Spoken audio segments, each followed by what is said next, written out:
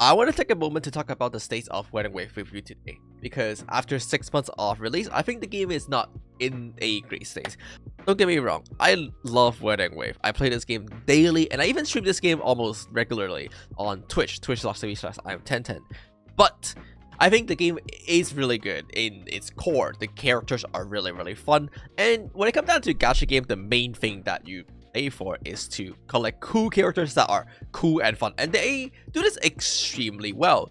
It's just that they don't have anything else. I think Wuthering Wave characters are extremely fun. Each of them has some unique mechanics that make them super satisfying, super fun to watch, and they're all super flashy without being like overly on top too difficult and stuff like that.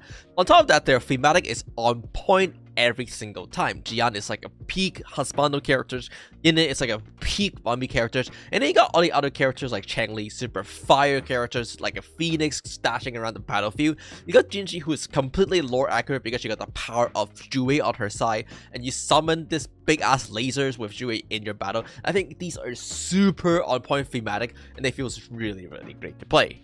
But the problem is, I feel like the game just doesn't have enough content to warrant you to want to like log in to play the game, which means you don't get to play with the characters. The characters are fun, but you gotta have a reason to play with these characters after all. And right now, the way I would describe it is like Wuthering Wave feels like a game where you have like a 6-week patch cycles, but 1 week of content every 6 weeks of patch cycle.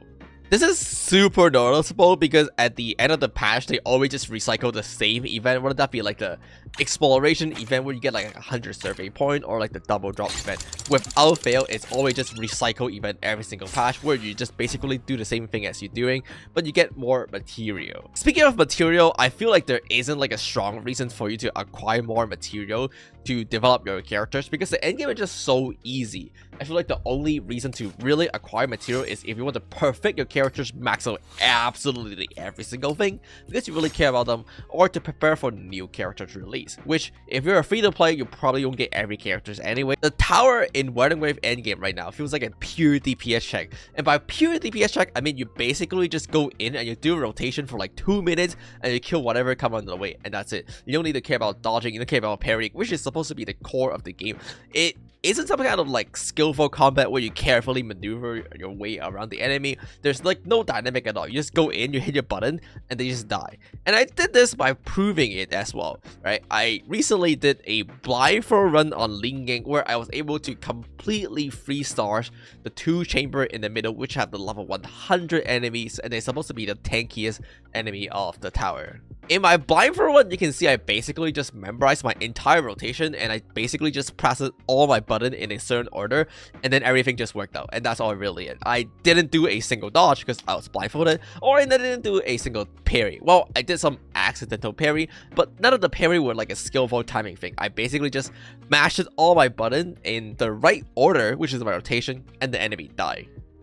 It got to a point where the tower feels more like a chore to clear every reset than a challenge, especially because this is true for every single boss and every single enemy they have put in the tower so far. There hasn't been a new enemy where you have to change up your strategy. It's always you put the same team in, you click your button in the same order, and they die.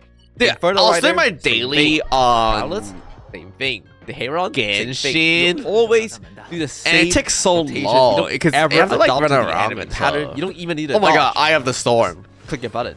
And ironically speaking, I think Genshin Impact endgame is actually harder. Now, I know people hate that I mention Genshin Impact all the time, but I think it's true. And I'm talking about this using my previous experience back in like 3.0 or something like that. I think back in my days when I was playing Genshin, the endgames were actually a lot more challenging than the current state of Wuthering Wave endgame.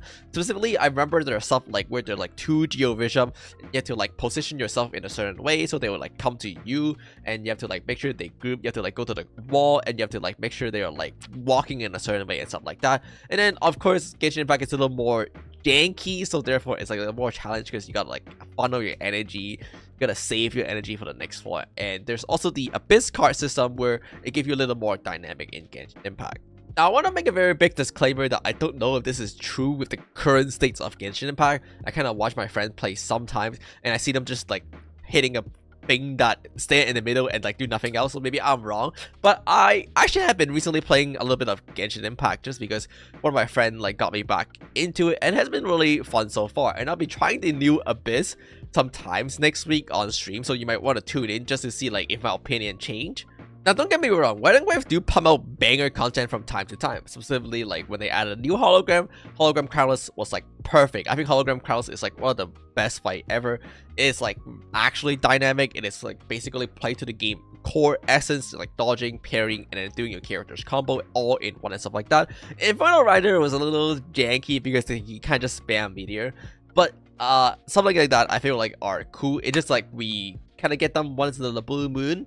The same way in Elusive Realm, it's a really cool game mode whenever they add new characters, because just like, oh, you can play the new characters in your regular way in your hologram and your tower, and then here is a new way to make them super insane that it's also fun to play. The Shangli Yao combo in the Elusive Realm was super fun. You like basically perma time stop and stuff like that. I think all of these are super fun and super cool to play whenever we do get them. Again, new characters, super fun to play because Wedding Wave characters are really well designed. They're just fun to play in general. Elusive Realm game mode or other game modes, super fun to play whenever we get a new one, usually followed by new characters. And of course, new hologram or new boss in general are super cool, super fun to figure out like how they actually work. The thing is that there's so little. It always feels like they give you like a taste, they give you like a bite, right? And then they're like, oh, this feels good, this tastes good, I want more. But there's no more. You always get like just a bite and there's like no more, and it left you like undesired. And I feel like that's what's the problem is right now. It just feels so bad.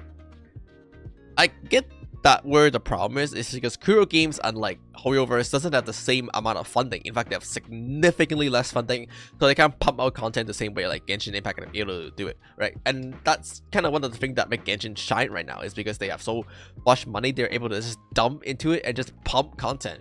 When they do a 6-week patch cycles, I think they get like 4 weeks of content, right? And they're like actual content, not like the survey, not like the spinning hamsters, not like the double drop, right? I logged into Genshin just like recently, and then there was like this co-op event, which was actually surprisingly really fun. Now, I feel like I was biased because I haven't played Genshin in a long time, and I came back to it, and I was just like, oh, look, it's my Shangli again. Boom, boom, boom, boom, boom, boom, boom. So it was like fresh. It was like nostalgia feeling, so it was fun. But also, I was like with my Genshin friends, so there's like that.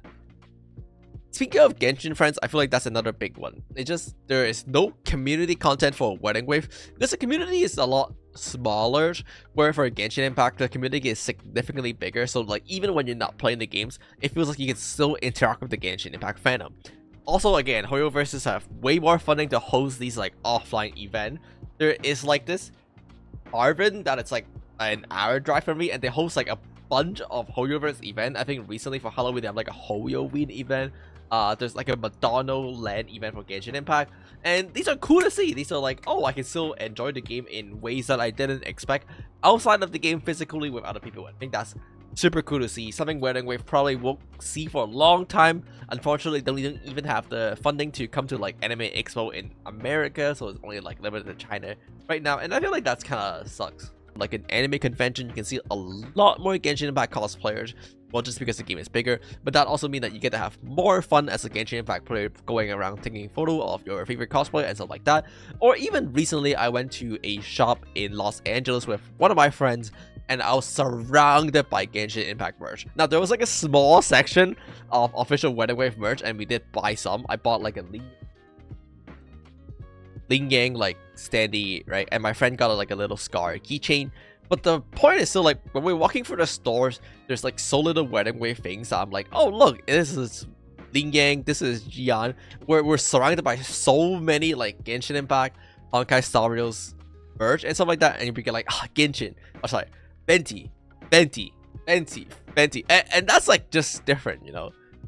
Speaking of Venti, if you're wondering what this thing is, this is the VTuber that I'm currently working on. A lot of it's inspired by Venti. If you can kind of see the reassemblance, kind of why it's green. You can check out 210 VT on Twitter for more detail as well as just follow it. But to basically summarize all my yapping, I feel like the game is just really dry, and that's really it. Now, I understand that it's not really Kuro Games' fault for like, you know, not having the same amount of money and community as holdovers, because that like just is so big in comparison, right? But as a player, it just left me like undecided when I get like a taste of the game that I want to play, and then there's like nothing left. Because again, I do think the core game is great, right? Like the characters are so fun.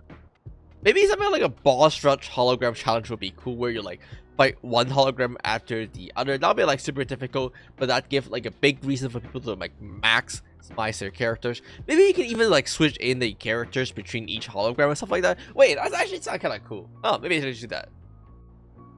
Anyway, I guess I'm back to Genshin again. Huh. I mean, everyone say 5.0 is really good, and everyone keep asking me to check it out, so welcome home, cheater. Okay, bye.